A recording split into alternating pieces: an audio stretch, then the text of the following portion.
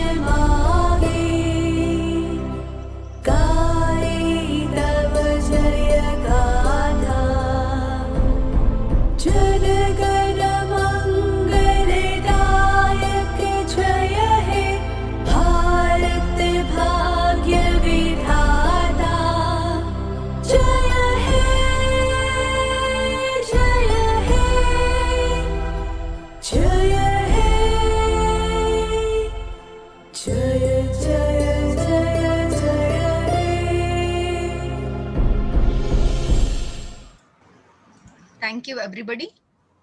I request the technical team to play university song. Okay.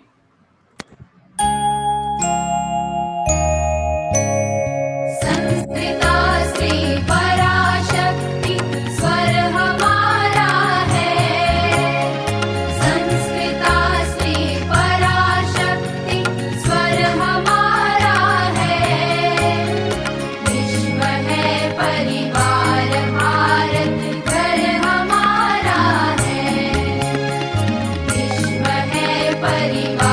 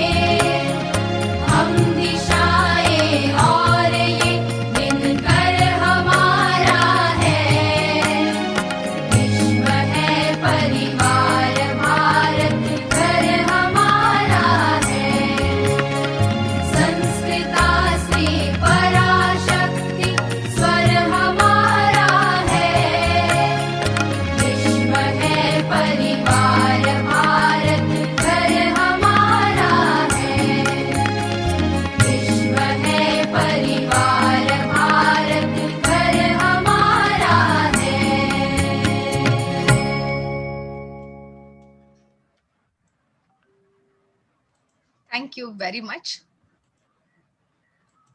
Now I request Dr. Sachin Bumbi, sir, to kindly present the concept note of our today's program.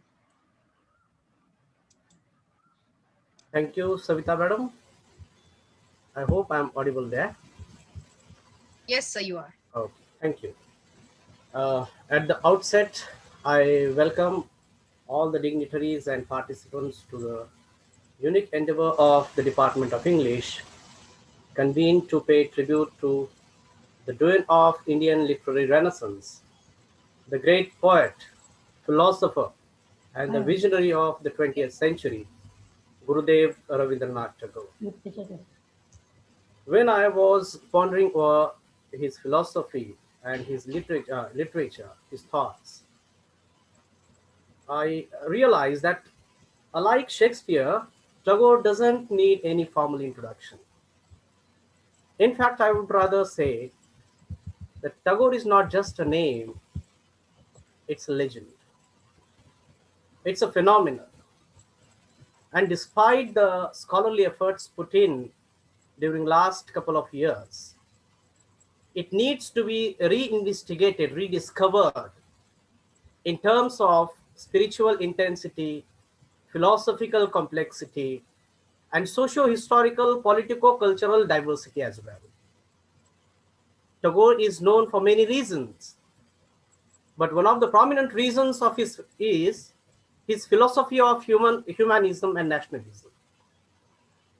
His views on politics and nationalism transcend the geographical and jingoistic boundaries with great sense of humanism, with great concern for spirituality and humanism.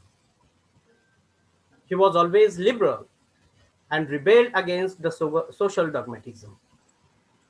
We are all aware of the rational thinking and his quest for enlightenment, which is very much evident in his path-breaking poem, Where the Mind is Without Fear. A dream of the world which is not broken up by the narrow domestic walls, where knowledge is absolutely free, and where logic and rationality regions supreme. His creative vision was signified by an acute sense of tolerance, forbearance, accommodation, assimilation, and fair-minded love. Besides his preoccupation with divine concerns or undercurrents, his views on socio-political structure, interpersonal relationships, and spiritual intensity, integrity as well, that are inextricably weaved through his syntactic and semantic texture of poems, novels, dramas, and prose productions and paintings as well. And therefore, dear friends, an exploration of his genius in the recent global scenario is the demand of our time. And keeping this thought in mind, we have organized this webinar to rediscover Tagore through his timeless poems. I'm sure that today's speaker, Dr. Mukherjee, will explore the unexplored aspects of his poems and will help us pay sincerest tribute to the great visionary Gurudev Rabindranath Tagore. With this concept note, I would like to invite, I would like to take charge of the session to, I would like to give charge of the session to Savita Madam.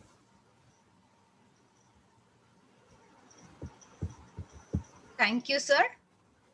With this wonderful note on how important and how legendary that today's topic is, let's go ahead. I request now our Madam Principal to address the gathering. Over to you, Madam Principal, Dr. Asha Madam. Thank you, Savita Chauhan, Madam. Good afternoon, everyone, and welcome to the national webinar, Rabindranath Tagore and his Timeless Poems, organized by the Department of English of Srimati P. N. Doshi Women's College, Mumbai.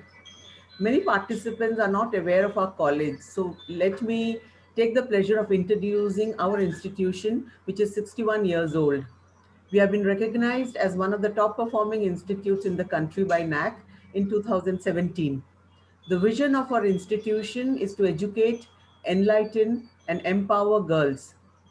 Well qualified and dedicated teachers, excellent teaching and learning process, student support like mini lunch, clothes bank, and book bank, good governance, leadership and management, and best practices like IQAC and academic and administrative audit have helped us achieve what we have today. All these have culminated not only in getting high grades in NAC, but also in fulfilling our vision to be recognized as a center of excellence for education that empowers women, leading to self-actualization.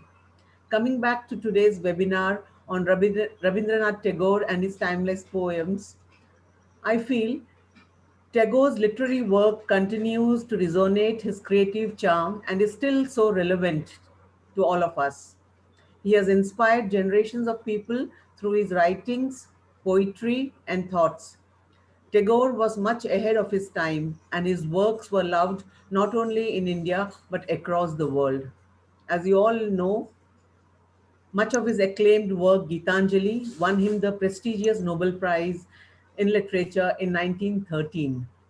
I'm not from the field of literature, so will not continue with my appreciation of Tagore's work.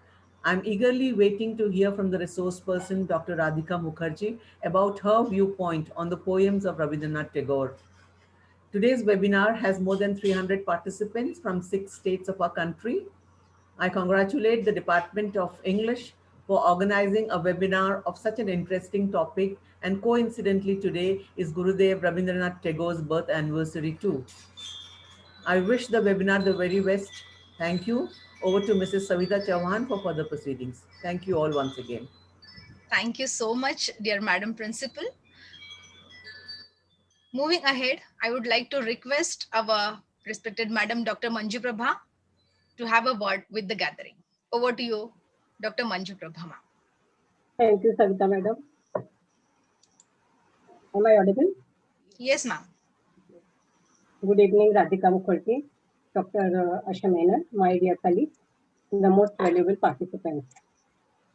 Friends, today is a glorious occasion of the celebration of 160th birth anniversary of Gurudev Rabindranath Tagore, the Bard of Bengal, and first non-European to receive Nobel Prize winner for literature in 1913. Gurudev Rabindranath Tagore he enriched literature as much as he did for humanity as a whole. He undoubtedly is world's most influential Indian poet, author, painter, lyricist, musician of all the time. He inspired generations of the people through his writings, through his poems, through his thoughts. This versatile genius was much ahead of time. His works are loved everywhere across the world. He understood human psyche very well. His vision of good education led him to found Vishwabharati University in Shantiniketan that has produced great minds. According to him, the good education is not about facts and dates, but about enlightenment of the mind. His primary philosophy was giving.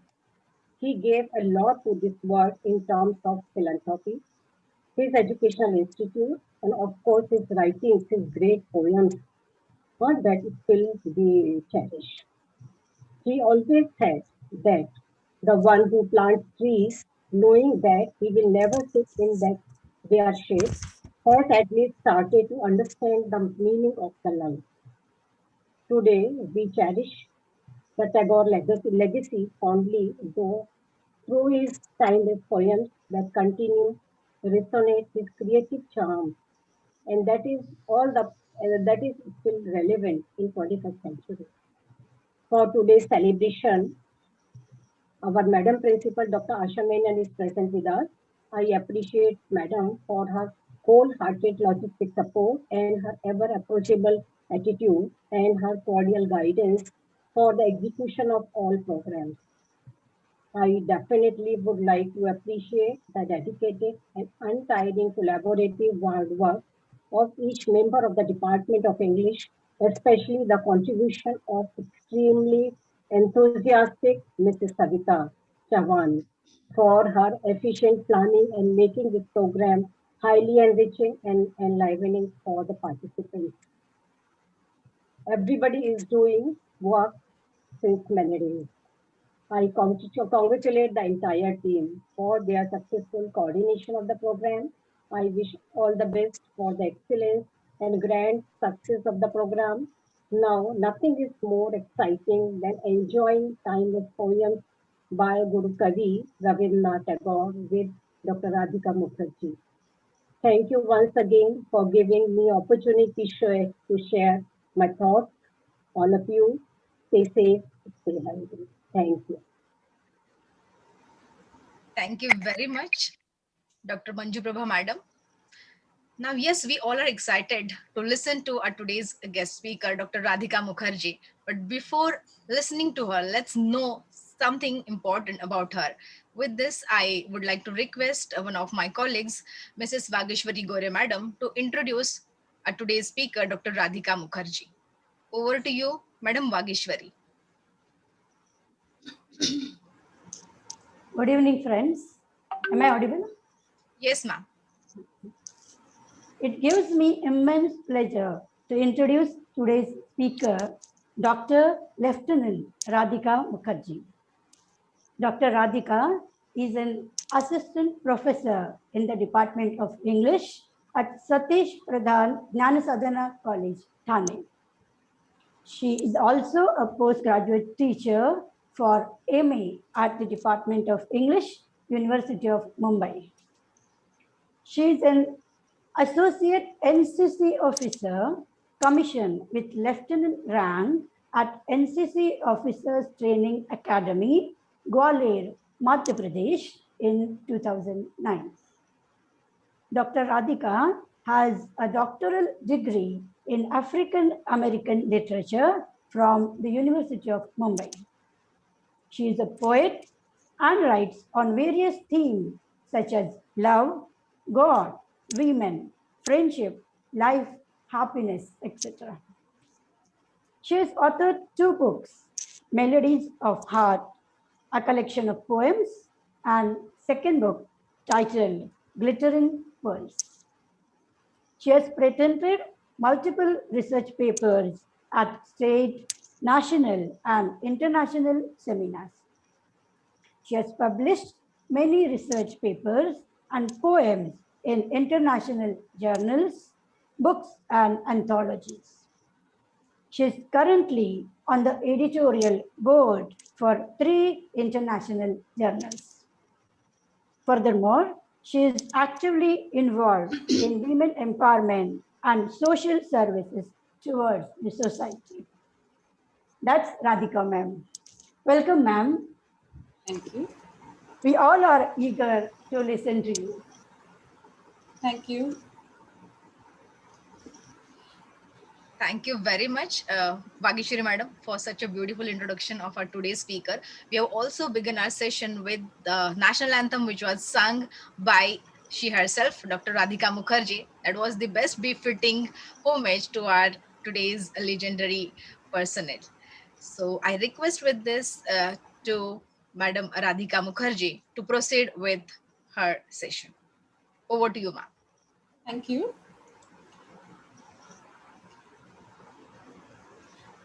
A very good evening to one and all. I thank Dr. Asha Menon, the principal of Srimati P.N. Doshi College, Dr. Manju Prabha ma'am, the vice principal and the head department of English, and the entire staff of Department of English for having invited me here today for this session. Today, on the occasion of the 160th birth anniversary of Rabindranath Tagore, I would like to take this opportunity to take you back to his life and to his timeless poems that are still eternal. So I would like to share my PPT with all of you.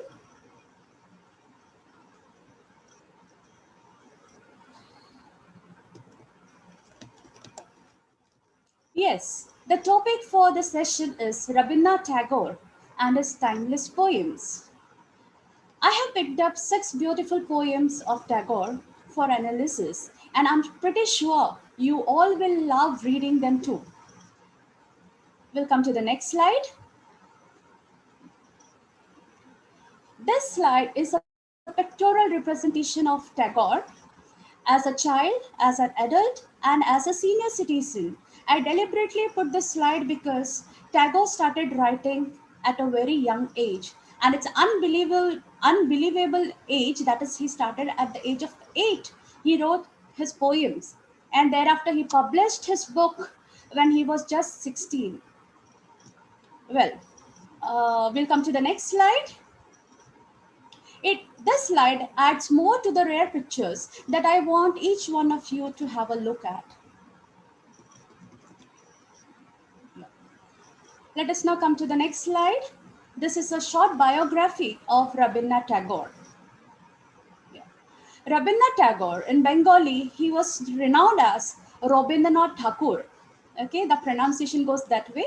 And he was born on May 7th, 1861, and he passed away on August 7th, 1941. He almost led 80 years in this world, and he has created a lot of beautiful poems, writings, and so he is known as the legend. He was largely regarded as the outstanding creative artist of the early 20th century India. He was a renowned poet, a short story writer, a composer, song composer, playwright, essayist, and a painter. Tagore introduced prose and verse forms, and he also used colloquial language into Bengali literature. Thus, he released it from the traditional representations, or we can say the models that were grounded on classical Sanskrit. Tagore's creative talents earned him the sobriquet, that is the nickname. People used to call him Gurudev, Kobi Guru, and Vishwakavi. Vishwakavi stands for world's poet. He was greatly significant in presenting our Indian culture to the West and vice versa. In 1913, he became the first non-European, first Indian, I can say first Asian to receive the Nobel Prize for Literature for his English translation of Gitanjali, that is Song Offerings. Let us come to the next slide. Rabindranath Tagore was the youngest son of Debendranath Tagore and Sharda Devi. He had 14 siblings, and he was the youngest of all. I'm sure some of you may not be familiar with all of them, so I would like to read out their names. The eldest one was Gananendranath, Satyendranath, Hemendranath, Birendra, Saudamini, Jyotindra, Sukumari, Puvendra, Sarat Kumari, Barna Kumari, Somendra, Budendra, and Gaganendra. And the last one was Rabindranath Tagore. Tagore had 10 brothers and 4 sisters. He was the leader of the Brahmo Samaj, which was a religious sect in the 19th century Bengal. It tried to renew the ultimate monastic basis of Hinduism as laid down in the Upanishads. Tagore was mostly educated at home. His father wanted him to be a barrister. So at the age of 17, he was sent to England for his formal schooling and studying law. But somehow he couldn't complete his studies there. Later, Tagore, along with his literary activities that was going on throughout, he also tried to manage the family estates, and that brought him closer to the local people, and he could understand the sagas and the pain of the people living around in the society.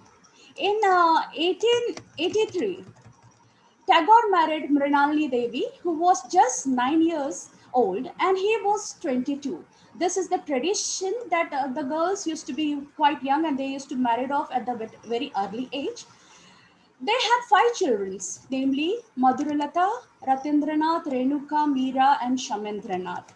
In 1901, Tagore moved to Shantiniketan. It is also known as the abode of peace. He moved to Shantiniketan to establish an ashram, which was a marble-floored prayer hall, the mandir, an experimental school, groves of trees, gardens, and a library. Tagore was 14 when his mother passed away. his mother Sarda Devi passed away. Later in life, he had to encounter the death of many loved ones, one after the another. Kadambari Devi, who was his dear friend, and his brother's wife, and they used to together share lots of literature, exchange literature, and they both had a love for literature. Then his wife Mrinalini Devi, she passed away, I think in 1902, and his daughter Renuka, his father, his son Shamendranath, and daughter Madhuralita in 1908. Tagore settled permanently at the school, which later became Vishwa Bharati in 1921. In 1915, Tagore was knighted by the reigning British government, but he resigned within a very few years as a protest against the British policies in India. Tagore from time to time participated in the Indian national movement, and he was a very good friend of Mahatma Gandhi, the political father of modern India. Tagore had early success as a writer basically in his native Bengal, and with his translations of some of his poems, he became quickly recognized in the West. In fact, we can say that his reputation attained a shining stature that took him all over the world, both for his lectures, tour, and tours of friendship. That means he was invited all around the world, across the world, for delivering lectures, both and also to meet his friends. Tagore became for the India. Tagore was a living institution, and for the world, he became the voice of India's spiritual heritage. We come to the next slide. It talks about Rabindranath Tagore as a poet. Although Tagore penned marvelously in all the literary genres of literature, but first of all, he was a poet. Among his 50 and odd volumes of poetry are Bhanusimo Thakurer Padoboli, I am pronouncing it as the Bengalis do, Manoshi, that is Manasi, Sonatori, Sonartari, Gitanjali, Gitamolo, and Balok. The English translations of his poetry includes Song Offerings, The Crescent Moon, The Gardener, The Fruit Gathering, The Fugitive. We'll come to the next slide. This slide speaks about Rabindranath Tagore as a dramatist, an author, and an artist. Tagore's important plays are Raja, Bhagor, Aschalyatin, Mukhdwara, and Raktakaravi.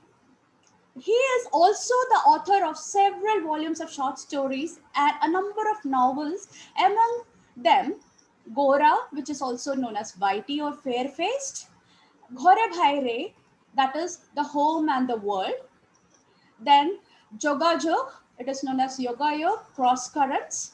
Beside this, Tagore wrote many musical and dance dramas, all forms of essays, travel diaries, and two biographies. Two biographies out of two. One he has written in between some time, and one just before his death. Tagore, to his credit, also has numerous drawings, paintings, and composed music for his own songs. The all-time favorite of mine, if you ask, is our national anthem, Jana Gana Mana, and Tomar Holo Shuru. That would be played as at the end of my session. We'll come to the next slide. Yeah. Remembering Tagore on his 160th birth anniversary today, here I would like to analyze few of his timeless poems that continue to resonate his creative charm and are still as relevant, and we can call it as eternal. These poems reflect upon the poet's different moods and are a must read for all. Gitanjali, Song's Offering of Rabindranath Tagore, depicts his spiritual voyage towards the Supreme Being. What happens in Gitanjali is, it is a kind of collection of his devotional songs which he has written to the Almighty God. Gitanjali appeals to the readers with its oceanic depth, expressed in simplicity. It has richness and variety, hopefulness and divine affirmation, humanization of the divine, and also the use of imagery and symbols. The relationship between the Supreme Being and the human being is revealed throughout Gitanjali. The first poem, Thou Hast Made Me Endless, and Gitanjali song offerings, begins commemorating and celebrating the bond of, and the relationship between the God and the mankind. This relationship is like it is between the soul and the supreme soul, the mind over mind, the self and the supreme self, and finally we can say mortal and the divine. As the poem reads, the first paragraph, Thou hast made me endless, such is thy pleasure. This frail vessel thou emptiest again and again, and fillst it ever with fresh life. The first stanza starts mentioning the grace of God to human being.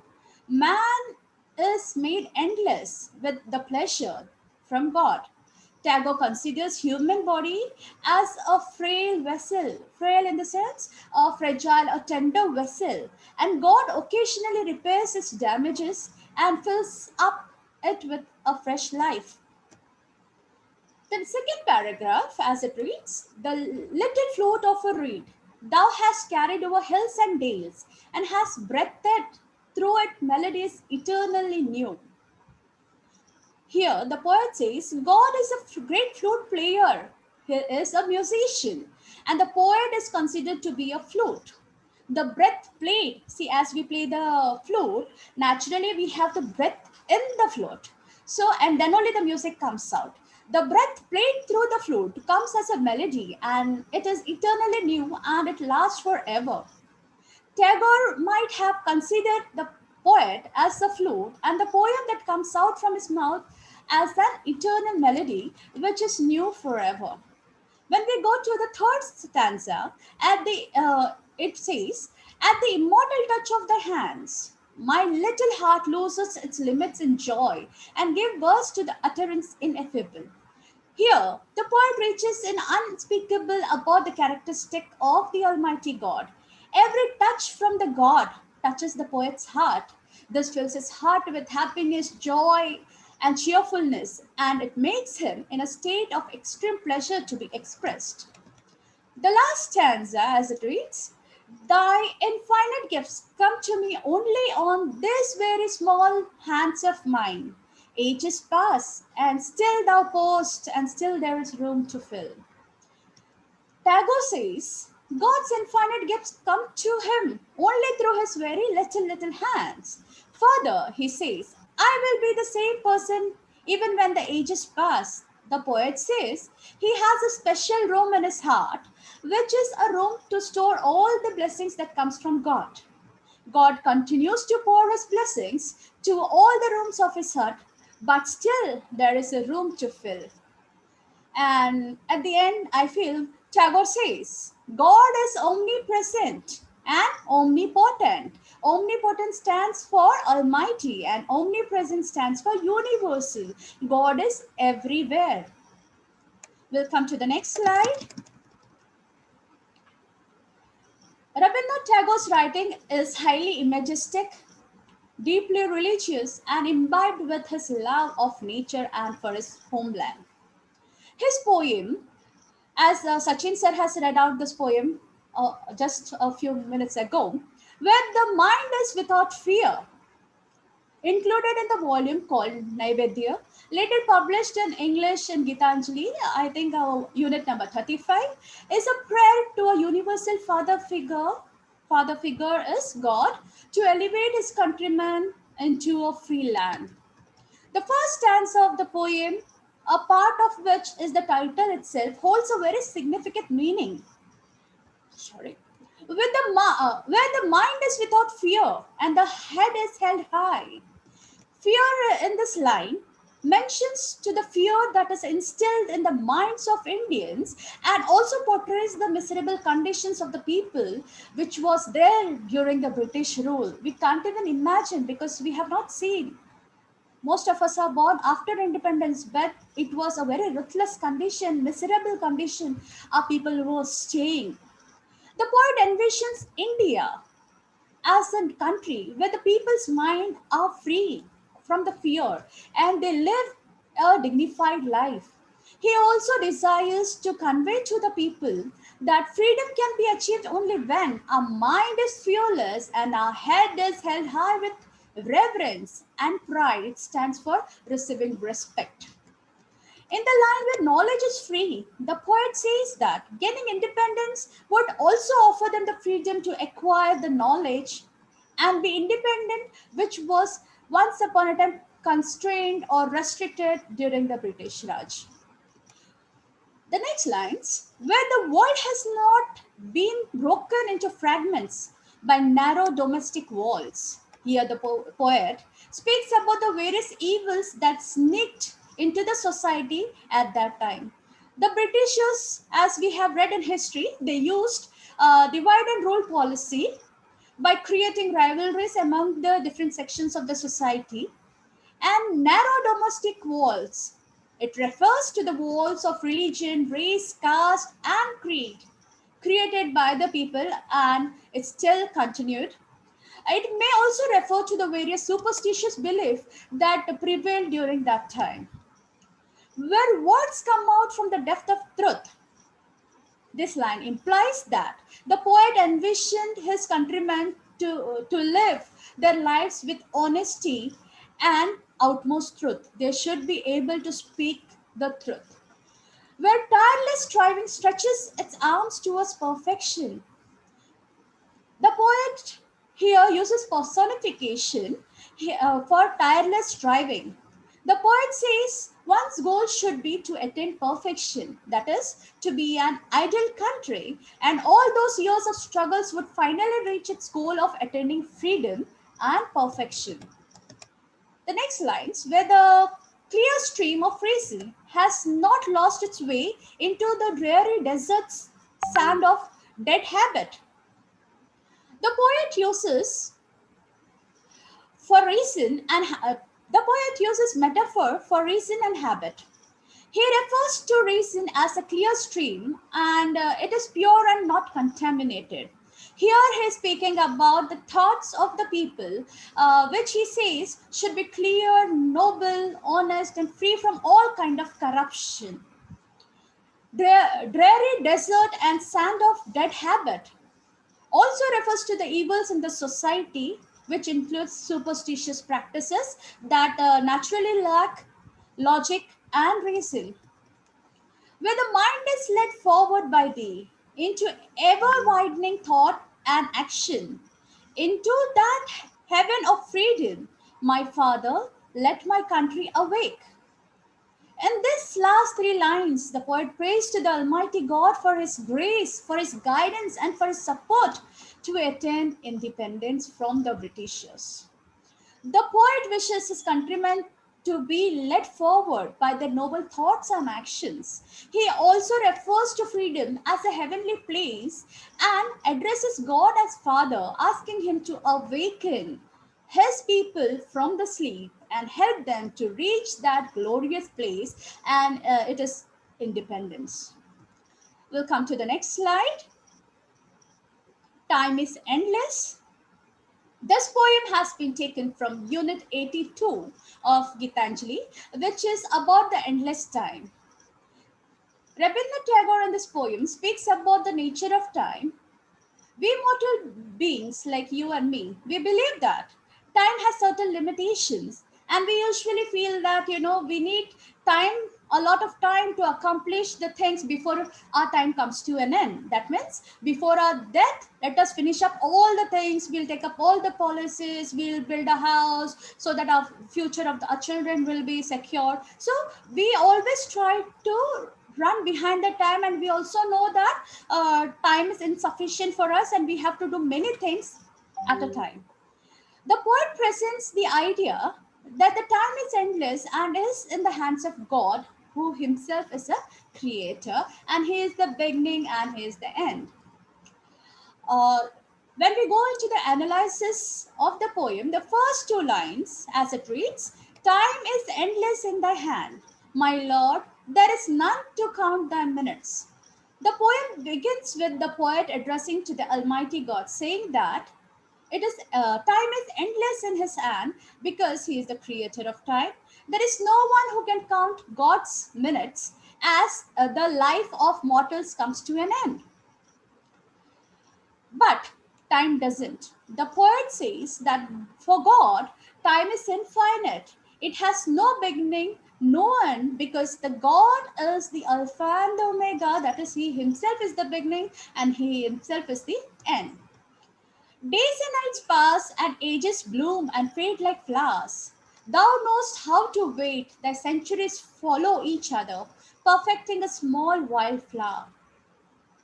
Here, in the poem, uh, following lines, it says, days and nights pass, and the time goes on for ages. The poet says that the Almighty patiently watches as ages pass by, and for Him, they are like watching the blooming and withering of flowers. Centuries after centuries follow each other. The metaphor wildflower is used for centuries passing, and blooming and fading of flowers, which is used for the passing of ages. The passage of time is being compared to the same as the time does not stop for anyone at any point, and it keeps on going for centuries. The next line, three lines, as it reads, we have no time to lose, and having no time, we must scramble for a chance. We are too poor to be late. The poet uses sarcastic tone in the stanza where he says we have no time to lose, as he is indicating the impatience of man and is actually speaking about the infinite nature of time. They feel that they are running out of time and they must act quickly in order to not to miss out on any of the opportunities.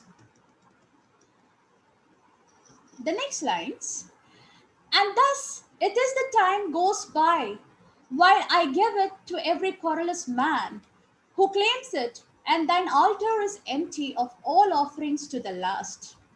Men kept complaining about the pace at which time keeps passing as they feel it keeps racing ahead.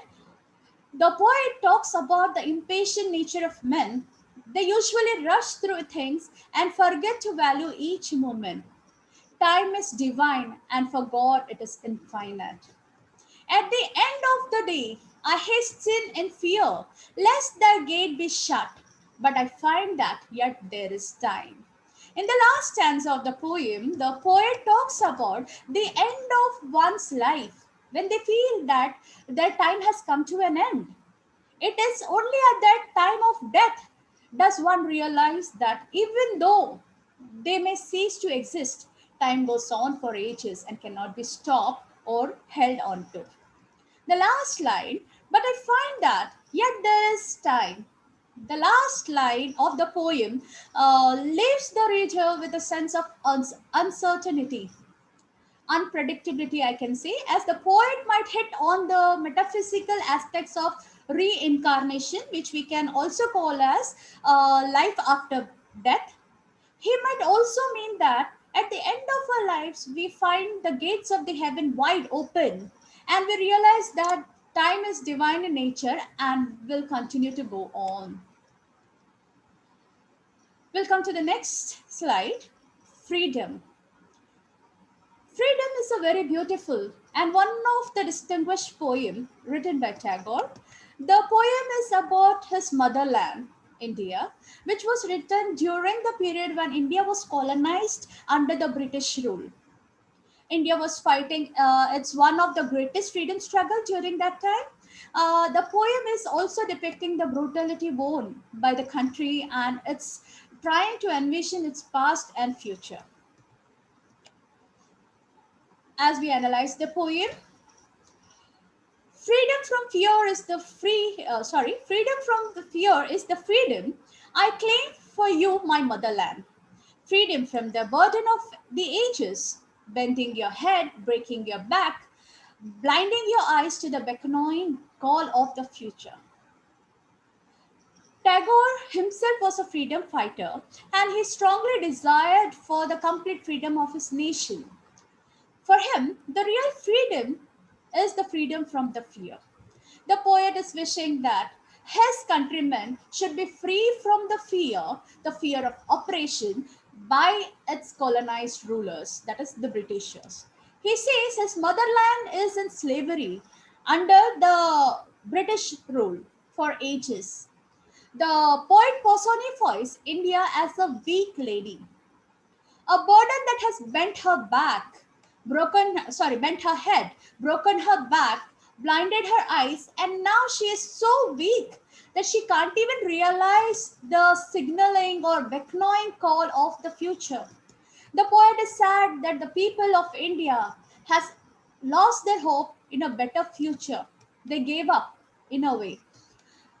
The next lines, freedom from the shackles of slumber, wherewith you fasten yourself in night stillness, mistrusting the star that speaks of truth's adventurous paths, freedom from the anarchy of destiny, whose sails are weakly yielded to the blind uncertain winds, and the Helen to a hand ever rigid and cold as death. Well, these are the most, I can say, difficult lines in the poem. The poet is describing the brutality and the injustice the country has gone through. The poet uses metaphor for night as the dark age of the British rule. India has tied herself to the darkness and to the silence of the night. In the sky of the dark night, there is a star that speaks of the truth and the adventurous path. But saddened, India is not in a position to understand or trust the guiding star. The anarchy of destiny means the country was heading towards an undetermined future, and the path was governed by random, uncertain events which were difficult to predict.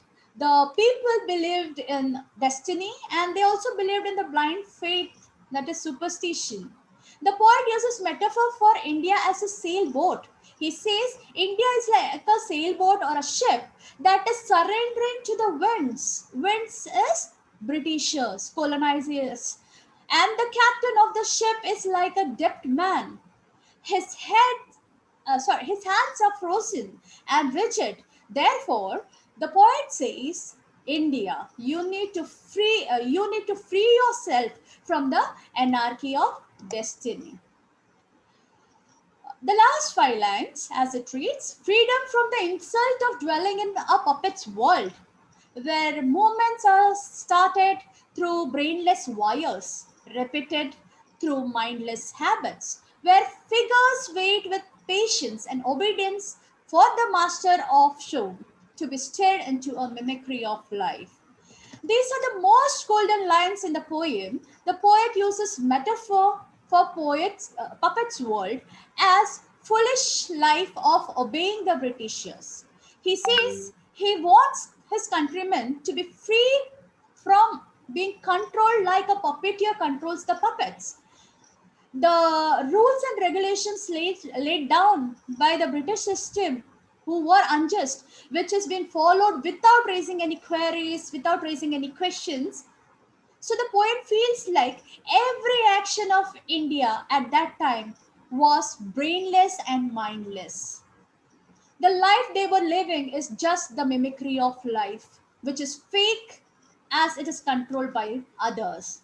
Therefore, he desires that India should be free from the humiliation. We'll come to the next poem, Paper Boats. Paper Boats is a nice poem of Tagore taken from his collection, The Crescent Moon. This poem is on a childhood experience. The poem narrates the child's experience of floating paper boats down the stream. And I hope each one of you have definitely tried it in your childhood days, maybe in the flowing water, maybe in a small tub, maybe in the rainwater, maybe in the small nalas also, you can say, which we have outside the house. Maybe that also, maybe in a small pond, but then we might have tried it someday in our childhood. The poem shows the child's peculiar psychology. When we look into the poem, as it reads, day by day I float my paper boats, one by one down the running stream. In big black letters, I write my name on them and the name of the village where I live.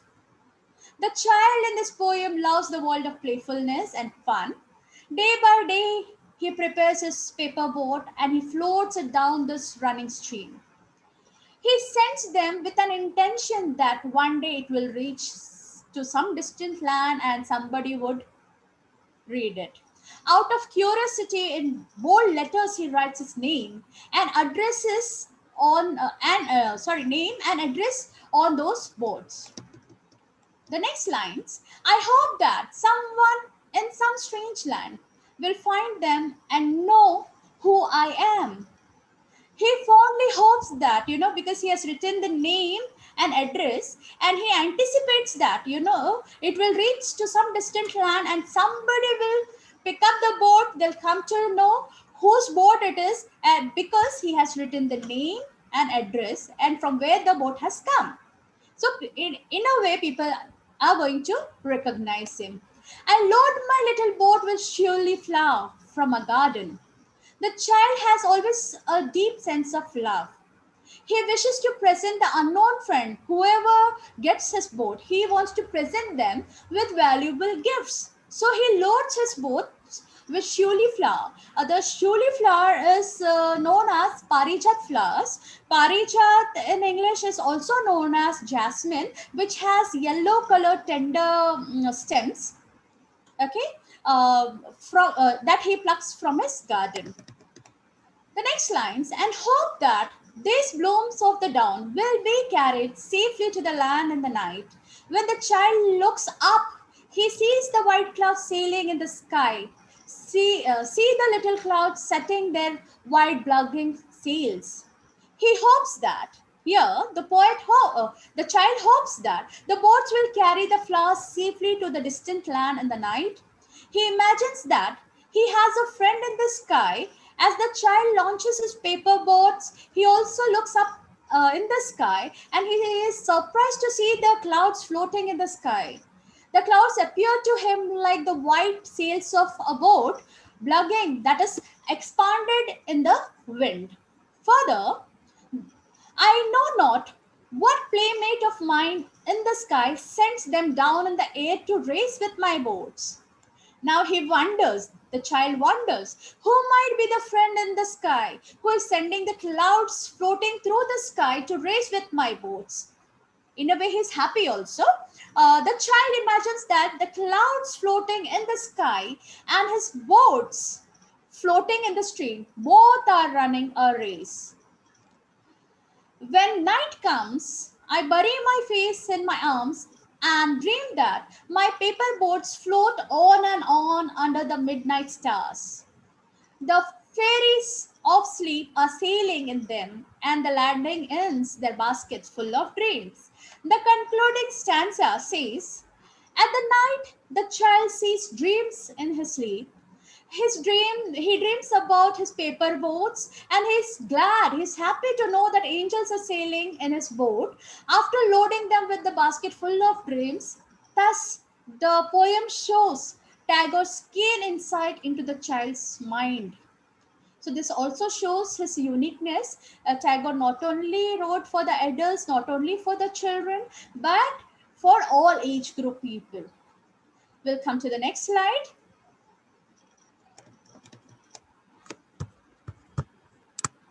Yes. This is Rabindranath Sangeet, Tomar Holo Shuru. Both transliteration and translation, both are done in English. Tomar Holo Shuru, Amar Holo Shara. You begin when mine is done. Tomai amai mile, emne bohe dhara. You and me unitedly fulfill the flow. Tomar jwale bhati, Tomar ghore shati. You have lights, friends at home. Amar tare rati, Amar tare tara. Dark nights wait for me, lots of stars. Tomar ache danga, amar ache jol. You have land to rest on, depth of water for me. Tomar boshe thaka, amar chola chol. You have time to relax, movement is for me. Tomar hote roy, amar hote khoy. Your hands give protection, mine consume. Tomar mone bhoy, amar boy hara. Fear is in your mind, mine is fearless. This is a very beautiful song which I really like it, and it goes this way. Tomar holo shuru, amar holo shara. So now I would like to conclude the session with this beautiful song sung by Rupankar. And thank you.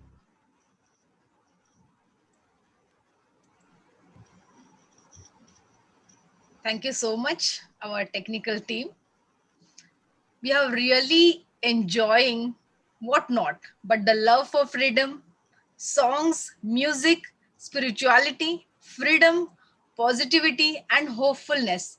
Everything. Thank you so much, today's speaker, Dr. Radhika Mukherjee, for making us all aware that what a legacy that we all have. And I'm quite sure that even the spirit of our dear Rabindranath Ji Tagore would surely bless all of us on this very day of his birth anniversary, because our country today really needs his blessings.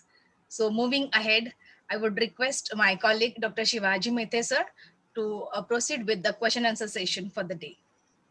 Am I audible there? Yes, sir. Yes. Okay. Thank you, Savita ma'am. A warm good evening to all of you. It was indeed a great pleasure to listen to you, Dr. Radhika Mukherjee, on Rabindranath Tagore's timeless poems. And you have dexterously, adroitly analyzed Tagore's poem. Almost 5 poems you have analyzed. And madam, I must tell you that your talk will definitely ignite the creative and critical minds among the audience, and they will definitely revisit Gurudev's literature with a new perspective. However, there are a few questions for you. Rather, I would say you may call them as doubts, right? So, as you have rightly mentioned that Rabindranath Tagore has been acclaimed across the world. So, can we call Rabindranath Tagore as an international poet then? Yes, sir. Thank you for this question. Yes, Tagore was an international poet because he was the first European, first Indian, I can say first Asian to receive the Nobel Prize for literature for a song's offering. That is Gitanjali, the translated version. So naturally, when he was writing in Bengali, he was writing for the Bengali people, the Bengal state. But then when he started translating it into English, not only the people of other states in India, but also the people from all over the world read his poem, and then he got this Nobel Prize. So we can see that he is a international poet. Okay. In connection with that, ma'am, I would just like to ask you one more thing. Since most of the students are listening to the session, and they would be eager to know what is exactly the Nobel Prize in Literature. Would you please throw light on that? Yes, the Nobel Prize in Literature is one of the many Nobel Prizes given in the honor of Alfred Nobel. Every year to a writer who is chosen by the Swedish Academy to receive the Nobel Prize in Literature. They chose someone whom they feel that they have written something of great value, and Tagore was one of them and the first person. Okay. So, thank you, ma'am, for the answer. Uh, I would also like to ask you something, since you have translated few of the poems of uh, Gurudev from Bengali to English.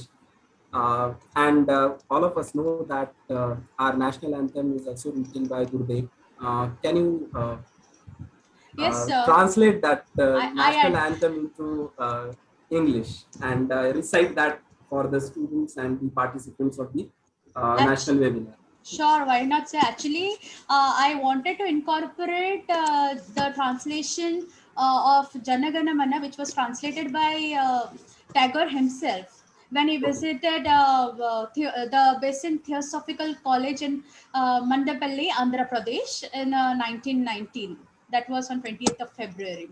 So there the authorities were enthralled by the song, and they adopted the English version of the song, which was translated by the bard himself.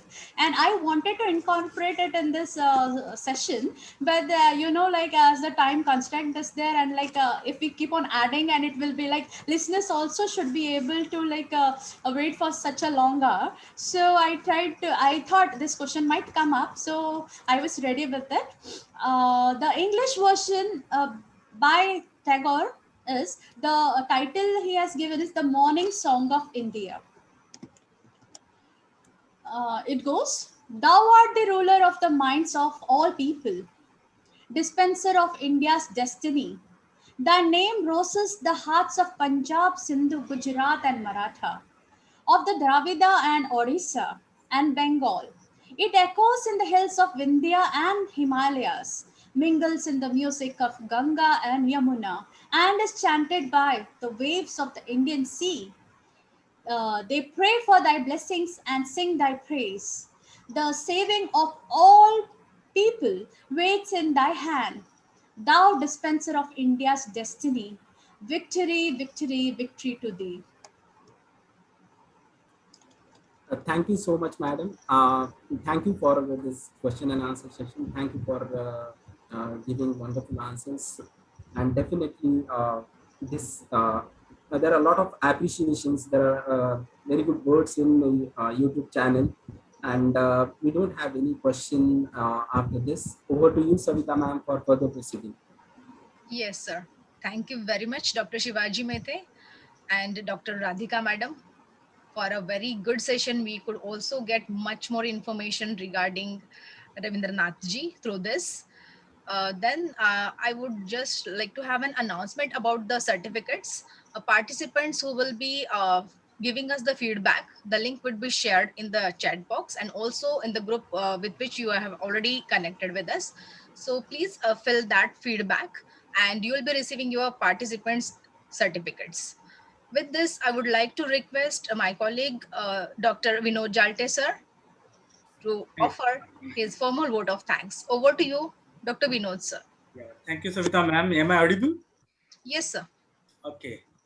Honorable dignitaries, distinguished speaker, teachers, and my dear students, on behalf of Department of English, I am honored and pleased to propose a vote of thanks for this national webinar titled Rabindranath Tagore on his timeless poems. I extend hearty thanks to Lieutenant Dr. Radhika Mukherjee, Assistant Professor, Department of English, Sadish Pradhan, Gnan Sadhana College, Thane, for extremely relevant talk.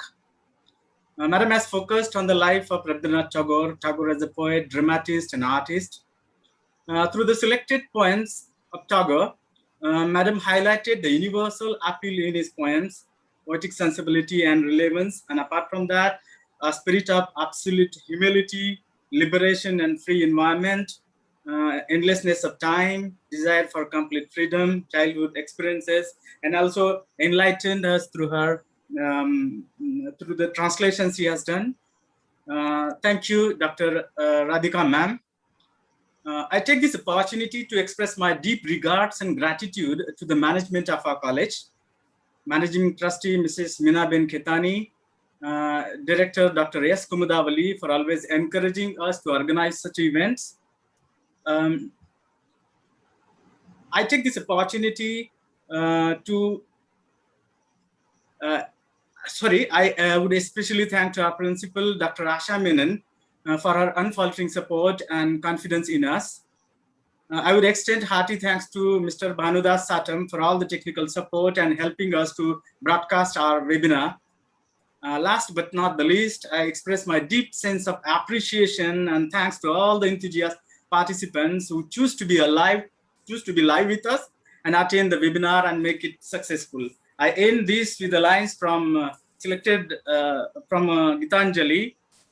I quote, "Have you not heard his silent steps? He comes, ever comes. Every moment and every age, Every day and every night he comes, ever comes. And that is the universal appeal of Rabindranath Tagore. With this, thank you very much. Over to you, ma'am. Over to you, Savita, ma'am. Yeah. Yes, sir. Thank you, everybody, for being here. Once again, we pay our humble tribute, sincere tribute to the legendary Rabindranath Ji Tagore. Thank you, everybody. Stay safe. See you later.